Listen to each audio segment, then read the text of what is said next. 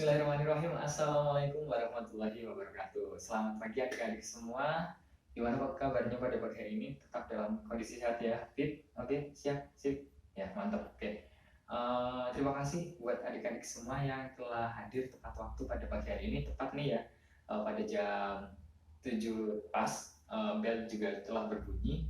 Adik-adik pun sudah berada di dalam kelas. Terima kasih banyak atas sikap disiplin kalian pada mata pelajaran pengelasan ini. Ya, oke. Pada hari ini kita akan mempelajari salah satu nih subbab dari materi yang telah kita lalui di minggu yang lalu. Nah, minggu lalu kan kita sudah mengenal berbagai macam jenis posisi pengelasan, jenis-jenis mesin las, dan lain sebagainya. Nah, oke. Pada pagi hari ini kita akan coba mengulik atau mempelajari terkait cacat-cacat dalam pengelasan. Nah, kenapa sih kita perlu mempelajari cacat-cacat dalam pengelasan, sedangkan toh cuma cacat gitu kan, cuma sedikit gitu. Nah, namun faktanya adik-adik, cacat-cacat dalam pengelasan salah satunya apa bisa? Mungkin Andi yang di pojok bisa menyebutkan salah contohnya apa? Iya, benar banget. Salah satu contohnya adalah undercut. Nah, oke. Kemudian mungkin ada Rama yang di pojok juga bisa menyebutkan salah satu nih contoh dari jenis cacat dalam pengelasan. Mungkin Rama yang tadi malam telah belajar gitu bisa menyebutkan atau memberikan informasi kepada teman-teman semua salah satu jenis cacat las. Ya, benar banget, porosity ya. Nah, dari dua macam yang telah disebutkan oleh teman-teman semua, teman-teman kalian ya, itu benar jawabannya. Salah satunya adalah undercut dan porosity gitu. Nah, kaitannya kenapa kita kok perlu mempelajari adanya cacat-cacat dalam pengelasan ya? Kenapa? Karena gini teman-teman, ketika kalian bekerja, ketika kalian melakukan uji sertifikasi kompetensi, ketika kalian mengikuti lomba, ataupun mungkin dalam SMK bisa disebut dengan LKS ya, lomba kompetensi siswa. Nah, itu sangat mempengaruhi dari nilai yang akan diberikan kepada hasil las yang kalian buat itu. Nah, hal tersebut menjadi sangat penting untuk kita pelajari agar kita dapat melakukan pencegahan nih. Sebelum kita melakukan pengelasan, kita perlu prepare lagi, persiapkan alat-alat dengan sebaiknya dan sebisa mungkin untuk menghindari dari cacat las tersebut. Nah, oke.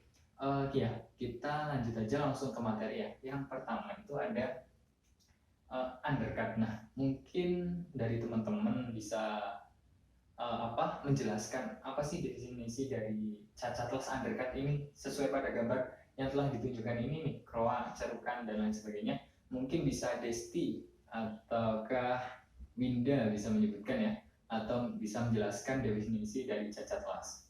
Oh alah, Winda sama Desti ternyata belum paham ya, belum. Semalam mungkin lupa belum membaca terkait materi cacat las undercut ini. Oke, cacat las undercut ini merupakan sebuah cacat dalam hasil pengelasan ya, yang dimana dalam bagian akar dari dari pengelasan atau inti atau isi dari elektroda yang telah kita elas menyambung menjadi satu dengan sebuah base metal atau material yang kita lakukan pengelasan, itu pada pinggirnya bagian akarnya itu mengalami cerukan teman-teman.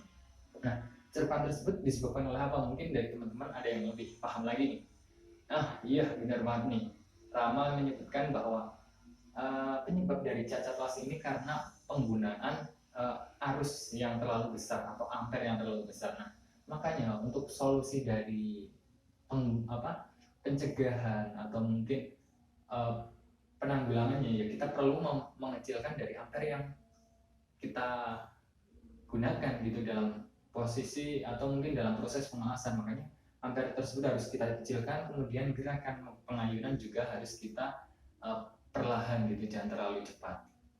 Oke, yang selanjutnya ada dua, itu adalah distorsi. Nah, oke ya, mungkin bisa Bapak langsung jelaskan lagi bahwa distorsi ini merupakan sebuah cacat dalam sebuah hasil pengelasan yang dimana benda itu tidak sesuai dengan kondisi yang kita inginkan. Artinya di mana nih? Misalkan Bapak contoh, kita ingin mengelas dengan posisi mendatar ya. Nah, namun hasilnya ternyata pada bagian sambungan itu mengalami kemiringan. Nah, penyebabnya di sini karena daya tarik waktu saat kita melakukan proses pengelasan, itu terdapat daya tarik akibat metalurgi antara inti elektroda dengan base metal dan yang bisa yang telah terkena oleh aliran listrik gitu. Misalkan ini dalam pengelasan SMAW ya. Nah, seperti itu. Artinya cacat las distorsi ini merupakan sebuah cacat las yang dimana mengalami perubahan bentuk dari yang kita inginkan gitu. Nah, sebagai cara penanggulangannya ya kita perlu mungkin ya melakukan tag weld pada bagian ujung-ujung dari misalkan sambungan T atau bad joint ya. Mungkin kita perlu melakukan tag weld pada bagian sisi samping dari material tersebut. Yang kedua, kita juga bisa menggunakan klem ya, klem kanan kiri dari material tersebut dengan benda kerja agar pada saat kita melakukan proses pengelasan tersebut kita tidak mengalami distorsi ini gitu. Oke, selanjutnya untuk yang ketiga adalah overlap. Oke, Bapak akan mencoba mengetes kembali ya teman-teman. Yang di pojok jangan mainan sendiri ya. Tetap perhatikan ke depan, perhatikan Bapak yang sedang menjelaskan materi ini. Oke. Nah, mungkin siapa ya? Anji deh. Anji mungkin bisa menjelaskan atau mendefinisikan dari sebuah cacat las overlap ini mungkin Anji. Iya benar banget nih. Anji menyebutkan bahwa cacat las overlap ini merupakan sebuah tidak fusinya antara ini inti dari elektroda yang telah mencair ini tidak fusi pada bagian material gitu. Ini mengalami semacam benjolan atau tonjolan gitu. Padahal pada saat kita mengelas, hasil yang kita harapkan standar hasil pengelasan itu merupakan bentuk yang fusi antara hasil pengelasan dengan material, jadinya tidak mengalami seperti semacam benjolan gitu.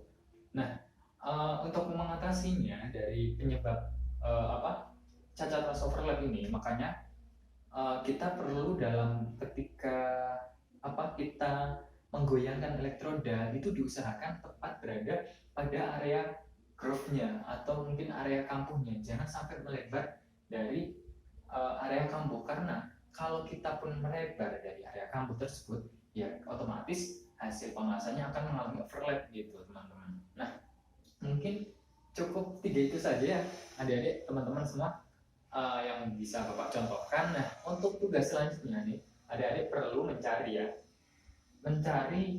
dan tulis pada buku tulis jenis-jenis cacat pada pengelasan. Nah, diikuti dengan penjelasan, diikuti dengan cara pencegahannya, dan diikuti juga penyebabnya apa, kenapa sampai bisa terjadi cacat las tersebut. Mungkin tugas ini bisa kalian segera kerjakan ya teman-teman. Bisa berkelompok, bisa mandiri juga bisa dari teman-teman. Seenaknya gimana? Nah, kalaupun berkelompok dari teman-teman harus bisa nih menyelesaikan, misalkan depan belakang 4 anak sudah cukup gitu. Tapi kalau mandiri juga bisa gitu. Tergantung dari kenyamanan kalian saja dalam pembelajaran gitu. Oke. Nah, mungkin itu saja yang bisa Bapak berikan terkait sedikit penjelasan adanya cacat-cacat dalam pengelasan ini. Yang harapannya dari Bapak, kalian tuh tetap harus mampu belajar secara mandiri. Selain Bapak sampaikan, kalian harus mampu belajar secara mandiri, entah di rumah, di jalan, ataupun sedang santai atau sedang healing lah, mungkin bisa dikatakan seperti itu ya adik-adik. Nah, oke. Selanjutnya ya, kesuksesan seseorang itu berbanding lurus dengan kemauannya untuk belajar, bangkit dan mencoba. Yakini bahwa kalian itu bisa untuk mengejar kesuksesan. Nah, oke. Mungkin itu sedikit motivasi dari Bapak bahwa belajar itu bagi kita sangat penting, khususnya kita yang berkecimpung dalam bidang akademik. Baik kita meskipun sekarang dalam posisi SMK ya, kalian dalam posisi SMK, itu nggak apa-apa, itu malah sangat baik banget kalau kalian mau belajar, bekerja keras untuk menggapai kesuksesan di masa depan. Nah, mungkin cukup sekian dari Bapak. Apabila ada kurang lebihnya, ada salah tutur kata, Bapak mohon maaf. Sekian dari Bapak. Wassalamualaikum warahmatullahi wabarakatuh. Terima kasih.